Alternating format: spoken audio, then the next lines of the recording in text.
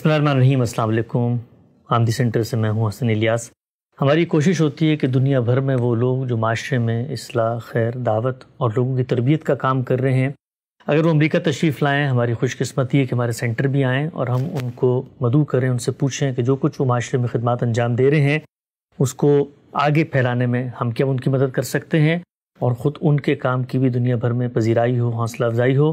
اسی سلسلے میں ہمارے اسٹوڈیو میں آج تشریف لائے ہیں جناب پروفیسر ڈاکٹر جاوید اقبال صاحب۔ بڑا معروف نمایاں نام ہے، ہم نے دیکھا ہے گزشتہ کچھ سالوں میں پاکستان نہیں بلکہ عالمی سطح پر اردو بولنے والے، پڑھنے والے پاکستانی ان کو بہت شوق سے، بہت غور سے سنتے ہیں اور بڑی فہم، بصیرت، علم، تدبر پہ مبنی بات کرتے ہیں، اپنی فیلڈ میں رہ کر بات کرتے ہیں، لوگوں کو بتاتے ہیں خود زندگی کے بارے میں، اس کے حقائق کے بارے میں۔ میری خوش قسمتی ہے۔ آغاز کرتے ہیں ڈاکٹر صاحب، بہت شکریہ آپ تشریف لائے، خیریت سے ہیں؟ بہت شکریہ، مہربانی۔ آپ کی ذرا نوازی ہے، آپ نے ہم طالب علموں کو وقت دیا۔ ڈاکٹر صاحب بتائیے گا، غامدی صاحب سے کچھ تعارف ہے آپ کا؟ کب تعارف ہوا اور کچھ ہم لوگوں سے یا ہمارا جو نقطہ نظر ہے اس کے بارے میں کیا رائے ہے آپ کی؟ جی بہت شکریہ۔ میں بہت عرصے سے غامدی صاحب سے متعارف ہوں، اور ان کی شخصیت سے بھی اور ان کے کام سے بھی، اور میں نے ایک طالب علم کے طور پر بہت تفصیل سے ان کو پڑھا ہے۔ اور پھر آج کل کے جو ڈیجیٹل دور میں یہ ایک بڑی سہولت ہو گئی ہے کہ اس کے ذریعے مسلسل آپ رابطے میں رہتے ہیں، تو میں بہت ہی ایک لائل ان کے شاگردوں میں سے ہوں کہ جو میں نے ان کی ساری فکر کو اور پھر میں نے اس کو اپنے طور پر شعوری طور پر سمجھنے کی کوشش کی ہے، اور میں ذاتی طور پر یہ بات سمجھتا ہوں۔ اور ابھی غامدی صاحب سے ملاقات ہوگی، اور بہت بہت شکریہ کہ آپ نے اس کا اہتمام کیا۔ اور میں آپ سے جیسے ابھی آف کیمرہ کہہ رہا تھا کہ بڑا اللہ کا احسان ہے کہ آپ سے پہلے ملاقات ہو گئی۔ جو غامدی صاحب کے بارے میں جو وہ باتیں جو تعریف کے ضمن میں آتی ہیں تو مجھے ان کے سامنے بولتے ہوئے ذرا جھجک ہوتی۔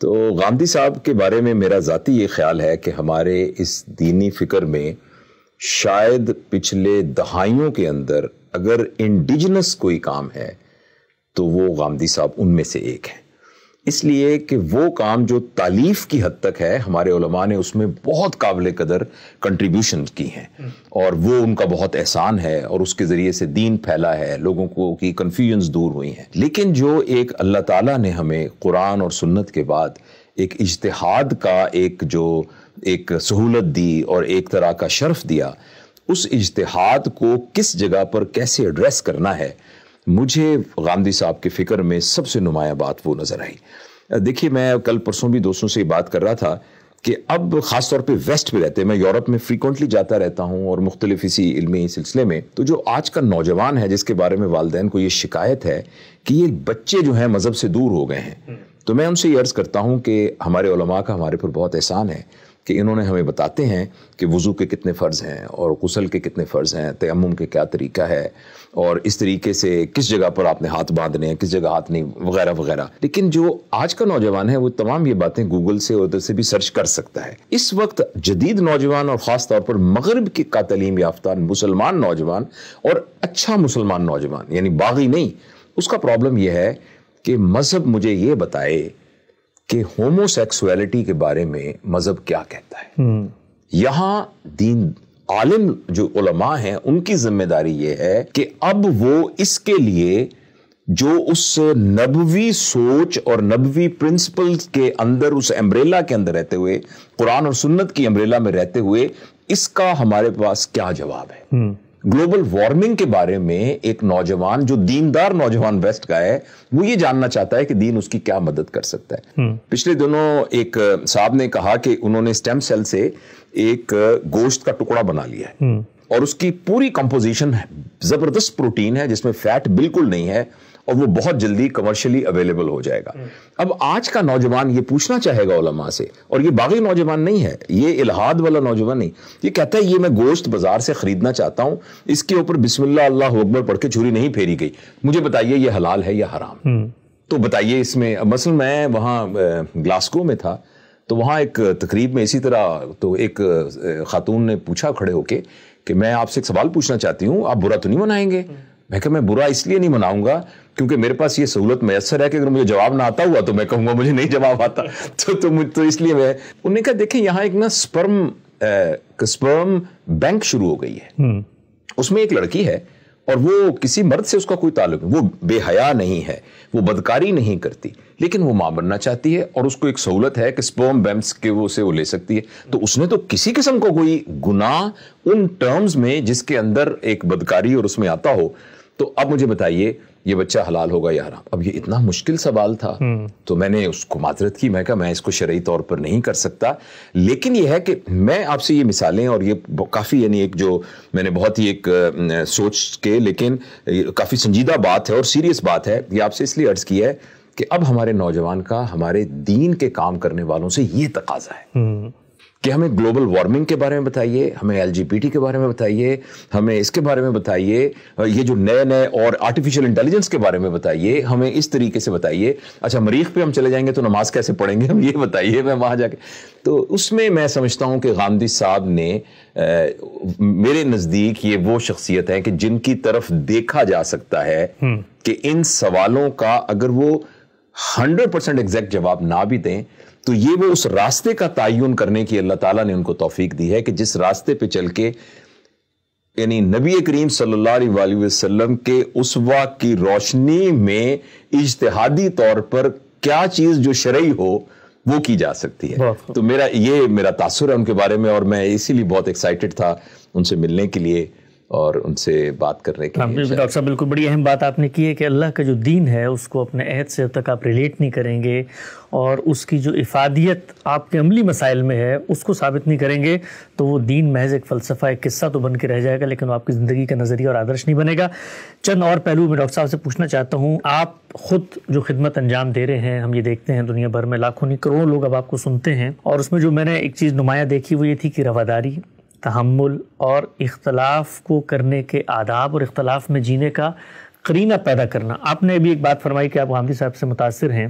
دنیا بھر میں کوئی بھی شخص جب بات سنے گا نا تو اس کے ذہن میں ہمیشہ یہ بات آئے گی غامدی صاحب سے متاثر ہونے کا ہرگز یہ مطلب نہیں ہے کہ ان کی جتنی آراء ہیں ان کو آپ لازماً قبول کر لیں. یعنی یہ واحد شخصیت ہے کہ جن سے آپ اختلاف کرتے ہوئے بھی ایفیلیٹ ہو سکتے ہیں. آپ بھی کہہ سکتے ہیں جی میں غامدی صاحب سے بہت متاثر ہوں لیکن مجھے ان کی آراء سے اتفاق نہیں ہے. پوچھنا میں آپ سے چاہتا ہوں کہ اس کی کتنی ضرورت ہے ہمارے معاشرے میں کہ ہم دنیا کو یہ بتائیں کہ بھائی انسان ہے, غور و فکر کرتا ہے, اس سے اختلاف بھی پیدا ہوتے ہیں, یہ اختلاف ایک نیچرل چیز ہے, اس کے اندر جینا ہم نے سیکھنا ہے. ہم نے دیکھا مذہبی علماء آپس میں دست و گریباں ہو جاتے ہیں, اور مذہبی علماء کے عام طور پہ بھی ہمارے ملک میں جو حالت ہے. تو اختلاف کے بارے میں خود جو غامدی صاحب کی تعلیمات ہیں, ان کا اسوہ ہے, اس قوم میں انہوں نے 50 سال کام کیا ہے, کیسے دیکھتے ہیں آپ اس کو؟ جی میں سمجھتا ہوں کہ اگر مجھے کوئی یہ کہے بالکل ایز اے نیوٹرل پرسن جو کہ غامدی صاحب کی علمی جتنی بھی ان کی خدمات ہیں وہ ان سے واقف نہ بھی ہو, اور ایک نیوٹرل آدمی یہ کہے کہ غامدی صاحب کی صفات میں سے سب سے بڑی صفت کیا ہے, تو میں کہوں گا ان سے یہ سیکھا جا سکتا ہے کہ کس قدر احترام سے اختلاف کیا جا سکتا ہے, اور جو آداب اختلاف ہے جس میں آپ اس بات کے بارے میں اپنی بات ان کی بات کا احترام کرتے ہوئے اپنی بات ان کے سامنے رکھتے ہیں مگر اس شخصیت کے بارے میں ججمنٹل نہیں ہوتے, یہ غامدی صاحب سے میں نے سیکھنے کے پروسیس میں ہوں. مثلا جیسے میں نے آپ سے عرض کیا تھا کہ انہوں نے ایک جگہ پر بات کی غلام احمد پرویز صاحب کے بارے میں, اور انہوں نے کہا کہ مجھے عربی زبان کو انہوں نے ایک عرب لوگوں کی زبان کی بجائے اپنے گھر کی زبان بنا دی, ان کے الفاظ میں تو اپنی گھر کی زبان بنا دی, اور انہوں نے جو اس کے ساتھ سلوک کیا اور اس کے جو معنی نکال کے پھر آگے اس کی تعویل کی, اس پر مجھے بہت شدید اختلاف ہے. لیکن ان کی اس نیت پر کہ وہ قرآن کی خدمت کرنا چاہتے تھے, اس نیت پر میں ان کی بہت قدر کرتا ہوں, اور وہ اللہ جانتا ہے کہ اس نیت پر اللہ ان کو کیا اجر دے گا. تو یہ ایک بہت وصف ہے, اور میرا خیال ہے کہ غامدی صاحب سے جہاں اور علمی باتیں لوگ سیکھ سکتے ہیں وہ یہ والا جو میں نے کئی دفعہ دیکھا ہے ان کی پرانی ویڈیوز میں بھی, کہ جس میں بھی ایک خاتون بہت ہی انہوں نے ایک سختی سے بات کی اور ایک ایسی بات کی کہ جس کو عام زبان میں کہا جاتا ہے کہ کسی کی بے عزتی کرنے کی کوشش کی, لیکن جس تحمل سے غامدی صاحب نے اس کو ایک جس کو ہم ٹیکنیکلی کہیں ایموشنل انٹیلیجنس کی ایکسٹریم, اور یہ ایموشنل انٹیلیجنس پرسنالٹی کریکٹر نہیں ہے. جیسے ایئر ہوسٹس ہوتی ہے نا, آپ کو جاتی but would you like to have پھر ایک دم اس کا چہرہ ایسے ہوتا ہے, وہ جو ایک ایئر ہوسٹس مسکراہٹ ہوتی ہے نا, جس کو ہم کہتے ہیں پرسنالٹی کریکٹر, بزنس ایتھکس. ہاں نہیں, پرسنالٹی کریکٹر. دیکھیں نا, کچھ کاموں میں آپ کی پرسنالٹی ویسی ہونی چاہیے. اب جو ہوٹل کا ویٹر ہے وہ کس بات کرے گا. اور ایک ہوتا ہے انڈیویجولیٹی, ایک پرسنالٹی, ایک انڈیویجولیٹی ہے. انڈیویجولیٹی وہ ہے کہ آپ ہر حال میں ہی ویسے ہوں گے.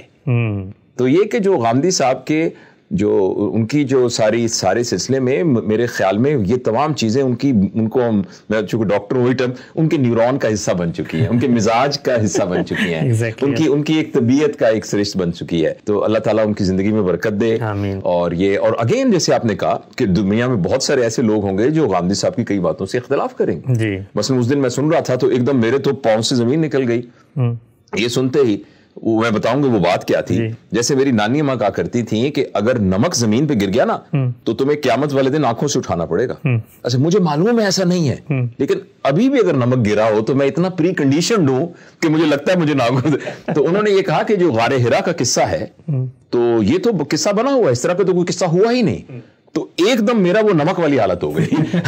میری بات سمجھ رہے ہیں نا, میری وہ نمک والی حالت ہو گئی. پھر میں نے اس کو غور سے سنا, پھر اس کو میں نے دیکھا, تو میں نے یہ کہا کہ میں بہت عرصے سے لوگوں کے ساتھ تقاریر میں باتیں کرتے ہوئے غار ہرا کے قصے کو سناتا ہوں, اور سنا کے میں اس کے ذریعے سے ایک ایموشنل اپنی ان پٹ لیتا ہوں, اس کے ذریعے سے موٹیویشن حاصل کرتا ہوں. تو جب انہوں نے یہ بات کہی تو ایک دم مجھے تو ایک دم پیروں سے میرے ایسا لگا میری کوئی جائیداد چھین لی گئی ساری, کیونکہ اس کے ساتھ میری عقیدت, میری محبت وابستہ ہے. تو اب یہ ہو سکتا ہے کہ بہت سارے لوگ اس بات کے اوپر اختلاف کریں, مگر یہ یا کسی اور بات پر اختلاف کریں یا کسی بھی بات پہ, تو کسی بھی بڑے آدمی کا بڑا ہونا اس کی بات کے اختلاف ہونے کی وجہ سے اس کا تو بڑا پنا ختم نہیں ہوتا. تو یہی بات غامدی صاحب کے پورے اسلوب کے اندر موجود ہے, اور کاش ہمیں یہ آداب اختلاف آ جائے. خاص طور پر پاکستان میں تو اب دیکھیے بعض اوقات تو دنگل کی کیفیت ہو جاتی.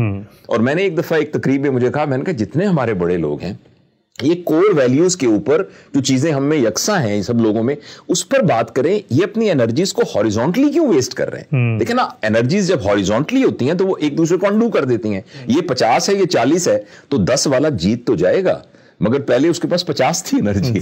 اور اگر یہ تمام انرجیز ورٹیکل ہو جائیں تو یہ سب کو پھر اوپر گرو دینا شروع کر دیں. بہت اہم نقطہ ہے. تو یہ میرا خیال ہے علماء کو خاص طور پر ان کی یہ ذمہ داری ہے, اور نوجوان اس کو, اور خاص طور پہ ہماری یوتھ اس کو بہت پازیٹیولی پرسیو نہیں کر رہی ہے. تو یہ بات ان کو ذہن میں ہونی چاہیے. بالکل ٹھیک ہے ڈاکٹر صاحب, دل تو بہت چاہتا ہے کہ آپ سے بڑی تفصیلی بات ہو. ڈاکٹر صاحب نے 1-2 جملے فرمائے, بڑے اچھے جملے ہیں کہ غامدی صاحب کے نیورونز کا حصہ بن گئی ہیں بعض چیزیں.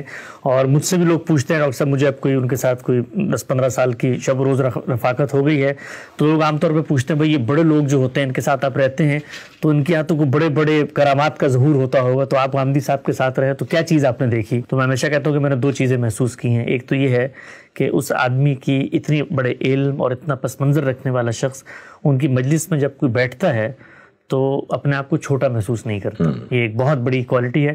اور دوسرا, وہ جو کچھ گھر میں ہیں وہی وہ باہر ہیں, اور جو کچھ وہ باہر ہیں وہی وہ گھر پہ ہیں. ان کے کوئی 2 رخ نہیں ہیں.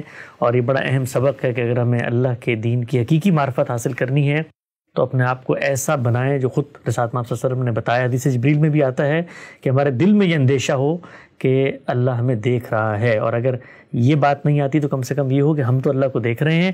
ڈاکٹر صاحب انشاءاللہ آپ سے مستقبل میں بھی استفادہ کریں گے.